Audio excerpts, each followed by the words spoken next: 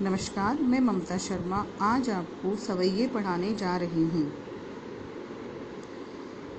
तो देखिए, 2 सवैये का अर्थ हो चुका है। अब तीसरे सवैये पर आते हैं। मोर पखा सिर ऊपर राखियों, गुंज की माल गले पहरोंगी, ओढ़ पितंबर ले लकुटी बन, गोधन ग्वारन संग फिरोंगी, भावतो वो ही मेरो रसिखान, सो तेरे कहे सब स्वांग करोंगी, या मुरली मुरलीधर की अधरान धरी अधरान अधरोंगी। अब यहाँ पर देखिए, गोपी जो है, एक यहाँ पर जो गोपियाँ हैं वो कृष्ण के सौंदर्य पर मुग्ध हैं और कृष्ण से प्रेम करती हैं। तो यहाँ पर गोपी जो है, हर गोपी कृष्ण को अपने पास प्राप्त करना चाहती है। हर गोपी चाहती है कृष्ण उसके साथ रहें। तो यहाँ एक गोपी दूसरी गोपी से कह रही है कि तू कृष्ण का रूप धारण कर, जिससे जब मुझे ऐसा लगेगा कि जो कृष्ण जो है मेरे समीप ही हैं। तो एक गोपी दूसरी गोपी के कहने पर कृष्ण का रूप धारण करती है। सबसे पहले इसके हम कठिन शब्दों पर आ जाते हैं।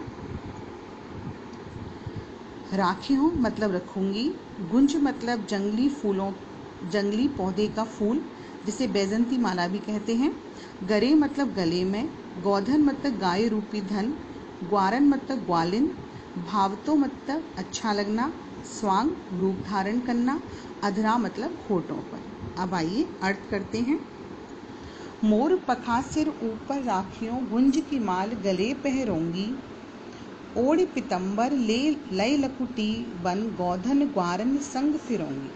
अब यहाँ पर एक सखी दूसरी सखी से, मतलब एक गोपी दूसरी गोपी से क्या कह रही है? मोर पखा सिर ऊपर राखियों। तो कह रही है, हे सखी, जैसे तुम कह रही हो वैसे ही मैं क्या करूंगी कि मोर पंख को अपने सिर पर धारण कर लूंगी। जिस प्रकार कृष्ण अपने सिर पर मोर पंख को धारण करते हैं, उसी प्रकार मैं भी मोर पंख को अपने सिर पर धारण कर लूंगी। गुंज की माल गले पहरोंगी, और गुंजों के फूलों की जो माला है उसे अपने गले में धारण कर लूंगी। ओढ़ पितंबर, और पीताम्बर मतलब पीले वस्त्र जो कृष्ण ओढ़ते हैं उसको ओढ़ी मतलब ओढ़ लूंगी। लय लकुटी, और लकड़ी को लेकर वन में गोधन ग्वारन संग फिरूंगी। ग्वालों के संग संग, गोधन मतलब गायों को चराते हुए वन वन या जंगल जंगल में फिरूंगी। जिस प्रकार कृष्ण जो है हमारे ग्वालों के संग गायों को चराते हुए वन वन में फिरते हैं, उसी प्रकार मैं भी लकड़ी लेकर और ग्वाल वालों के संग गायों को चराते हुए फिर लूंगी। भाव तो वो ही मेरो रसिखान, सो तेरे कहे सब स्वांग करूंगी। भाव तो वो ही, हे सखी, तुझे जो अच्छा लगता है, भाव तो मतलब जो तुझे अच्छा लगता है, वैसा ही, वो ही मतलब वो ही, मेरो रसिकान मतलब मेरा मतलब कृष्ण, वही मेरे कृष्ण का जो रूप जो तुम्हें अच्छा लगता है, सो तेरे सब स्वांग करूंगी। स्वांग मतलब रूप धारण करना। तो तेरे अनुसार वही मैं कृष्ण का रूप धारण कर लूंगी जो तुझे अच्छा लगता है। या मुरली मुरलीधर की अधरान धरी अधरान अधरोंगी। लेकिन मुरली मतलब बांसुरी जो है, मुरलीधर कृष्ण की, ये मुरली जो है, ये जो बांसुरी है कृष्ण की, अधरान धरी उनके जो अधरों पर रखी रहती है, उसको अधरान धरी अधरान धरूंगी। लेकिन मैं उसे अपने अधरों पर नहीं रखूंगी, मतलब अपने होठों पर नहीं रखूंगी। क्यों नहीं रखूंगी? अब यहाँ पर जो गोपियां हैं वो बांसुरी से ईर्ष्या भाव रखती हैं। वो इसलिए ईर्ष्या भाव रखती हैं क्योंकि वो कृष्ण से प्रेम करती हैं, और बांसुरी जो हमेशा कृष्ण के समीप रहती है, उनके होठों पर रहती है, तो वो उससे ईर्ष्या भाव रखती है कि हम भी कृष्ण से प्रेम करते हैं, लेकिन हम तो कृष्ण से इतना दूर हैं, और इसे देखो, ये हमेशा कृष्ण के अधरों पर ही, उनके पास में ही रहती है। इस कारण उनका ईर्ष्या भाव यहाँ प्रकट हुआ है। इसीलिए गोपी कह रही है कि मैं उस बांसुरी को जो कृष्ण के अधरों पर रखी रहती है, उसे अपने होठों पर नहीं रखूंगी। ठीक है, आगे आते हैं। कानन दई अंगुरी रहबो, जब ही मुरली ध्वनि मंद बजे हैं, मोहन तानन सौर से खान, अटाचड़ गोधन गे हैं तो गे हैं, तेरी कहो सिगरे ब्रज लोगनी, काल को कितनो समझे हैं, माई रीवा मुक्की मुस्कान, समारी न जे हैं न जे हैं न जे हैं। अब यहाँ पर देखिए, यहाँ पर क्या है, गोपियाँ जो हैं कृष्ण के मुरली वादन पर, जब वो बांसुरी बजाते थे तो उसकी धुन पर और उनकी मुस्कान पर मोहित हैं। जब वो कृष्ण की बांसुरी सुनती हैं तो अपनी सुध बुध खोकर और कृष्ण के समीप भागी चली जाती हैं। और जब उनके चेहरे की मुस्कुराहट देखती हैं तो अपने आप को नहीं संभाल पाती। इससे विवश होकर एक गोपी एक बुजुर्ग गोपी से क्या कह रही है।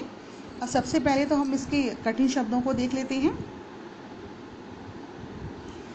काननी मतलब कानों में, मोहनी मोहने वाली, अटा अटारी अट्टालिका, कोठा या कमरा, क्योंकि गांव में कमरे के ऊपर जब कमरा बना होता है तो लोग उसे कोठा कहते हैं।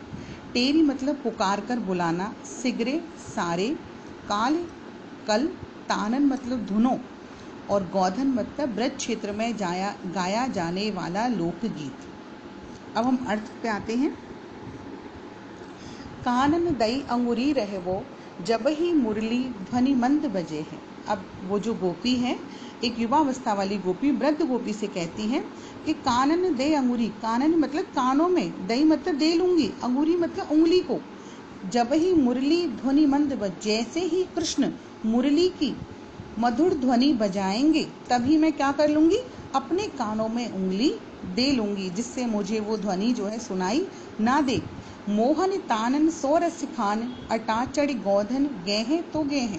अब क्या कह रही है वो, मोहनी तानन, मोहनी मतलब मोहित करने वाली, तानन मतलब ध्वनों के साथ, अटा चढ़ी, रसखान कहते हैं गोपी क्या कह रही है कि यदि कृष्ण अटा चढ़ी मतलब अट्टालिका पर चढ़कर मोहिनी तानों के साथ, मोहिनी ध्वनों के साथ, गोधन गेहे, तो गोधन मतलब लोक ब्रज क्षेत्र में गाए जाने वाला लोकगीत, तो गोधन रूपी गायन को, गेहे तो गेहे, वो गाएं तो गाते रहें, लेकिन मैं तो अपने कानों में उंगली दे लूंगी, जिससे मैं उनके मोहिनी ध्वनों को ना सुनूं, और अगर मैं उन्हें सुन लूंगी तो मैं अपनी सुध-बुध खो दूंगी, इसीलिए मैं अपने कानों में उंगली दे लूंगी।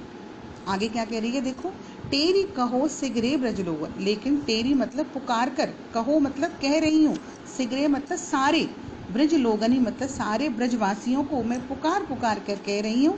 काली मतलब कल, को मतलब कितना, कोई भी, है ना, कितनों समझे, चाहे कल कोई भी मुझे कितना भी समझाना, लेकिन माई रीवा मुख की मुस्कान, सम्हारी न जेहे न जेहे। माई री किसके लिए कहा है, उस वृद्ध गोपी के लिए उसने कहा है कि लेकिन हे माँ, जब उस मुख की मुस्कान, वा मुख मतलब कृष्ण का जो मुख है, उसकी मुस्कान को जब मैं देख लूंगी तो मुस्कान सम्हारी न जहे, लेकिन मैं उस मुस्कान से अपने आप को न जहे मतलब नहीं संभाल पाऊंगी, नहीं संभाल पाऊंगी, नहीं संभाल पाऊंगी। यहाँ क्या कहना चाहती है गोपी कि कृष्ण जब मुस्कुराएंगे और उनकी मुस्कुराहट जो है वो, उस मुस्कुराहट से मैं अपने आप को संभाल नहीं पाऊंगी, मैं उनके वश में हो जाऊंगी और उन्हीं की तरफ खिंची चली जाऊंगी। इसीलिए मैं सारे लोगों से पुकार पुकार कर कह रही हूँ कि मुझे फिर तुम कितना भी समझाना, फिर मैं नहीं रुकने वाली, फिर तो मैं कृष्ण की मुस्कान के पीछे पीछे उनके साथ, उनके पास ही